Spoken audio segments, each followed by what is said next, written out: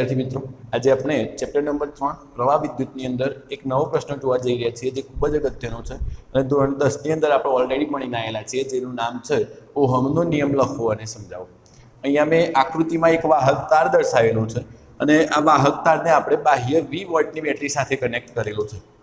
હવે બાહ્ય V વોલ્ટની બેટરી સાથે કનેક્ટ કરતા આપણે સુવાહકોની અંદર વિદ્યુત પ્રવાહનું નિર્માણ કઈ રીતે થાય એ પ્રશ્ન આગળ જોયેલો છે। तो આપણે જાણીએ છીએ કે અહીંયા બાહ્ય V વોલ્ટની બેટરી સાથે અહીંયા સુવાહક તારને અથવા તો વાહક તારને જોડતા એમાંથી વિદ્યુત પ્રવાહનું નિર્માણ થવાનું છે અને વિદ્યુત પ્રવાહની દિશા ઇલેક્ટ્રોનની ગતિની વિરુદ્ધ દિશામાં હોય છે જેને આપણે રૈવાચિક પ્રવાહ તરીકે ઓળખીએ છીએ। તો આના માટે ઈસવીસન 1828 માં જર્મન ભૌતિકશાસ્ત્રી અને ગણિતશાસ્ત્રી પણ હતા। जर्मन भौतिकशास्त्री जॉर्ज साइमन ओहमे नियम आप्यो जेने ओहमना नियम तरीके आपणे ओळखीए छीए। तो ओहमनो नियम शुं छे? तो ओहमनो नियम आपणे अहींया लखीए छीए के निश्चित तापमाने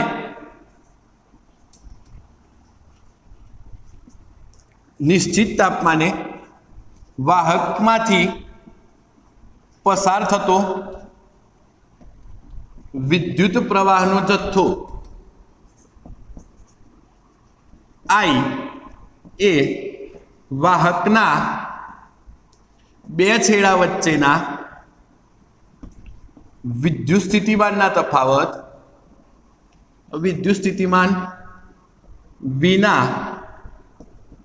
समप्रमाणમાં હોય છે। એટલે આ શું કહે છે કે કોઈક નિશ્ચિત ભૌતિક પરિસ્થિતિમાં એવો શબ્દ પણ આપણે વાપરી શકીએ છીએ અથવા તો એવું લખી શકીએ છીએ કે નિશ્ચિત તાપમાને આ વાહકમાંથી પસાર થતો વિદ્યુત પ્રવાહનો જથ્થો I વિદ્યુત પ્રવાહનો જથ્થો I વિદ્યુત પ્રવાહનો જથ્થો જો આપણે I કહીએ તો એ વિદ્યુત સ્થિતિમાનના તફાવતના સમપ્રમાણમાં હોય છે। એટલે અહીંયા આપણે જો અહીંયા બાહ્ય V વોલ્ટની બેટરી વધારે મૂલ્યની લઈશું તો અહીંયા વિદ્યુત પ્રવાહનું નિર્માણ વધારે થવાનું છે। એટલે V એ I ના સમપ્રમાણમાં હોય છે। તો આપણે અહીંયા સમપ્રમાણતા દૂર કરીએ તો અચળાંક મૂકવો પડે જે અચળાંકને આપણે R તરીકે ઓળખીએ છીએ અથવા તો આ સમીકરણને V = IR પણ લખી શકાય છે। જ્યાં R શું છે?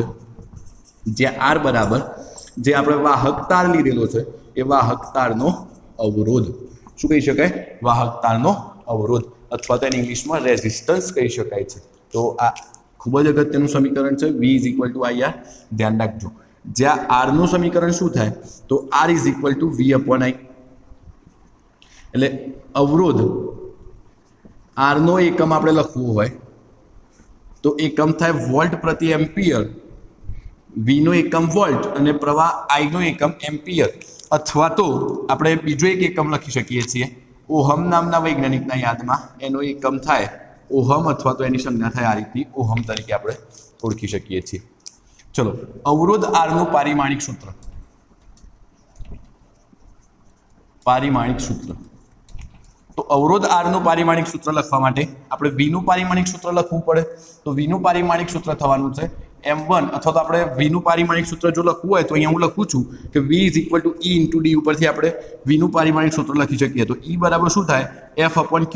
F नुं थाय M1 L1 T - 2 आनुं थवानुं छे A1 T1 એટલે E नुं थवानुं छे M1 एना पछी थाय L1 T - 3 A - 1 1131 थवानुं छे आनुं E नुं M1 L1 T - 3 A - 1 અને આ D નું થવાનું છે અંતર છે એટલે L1 એટલે M1 L2 T - 3 A - 1 આ કોનું પારિમાણિક સૂત્ર થાય?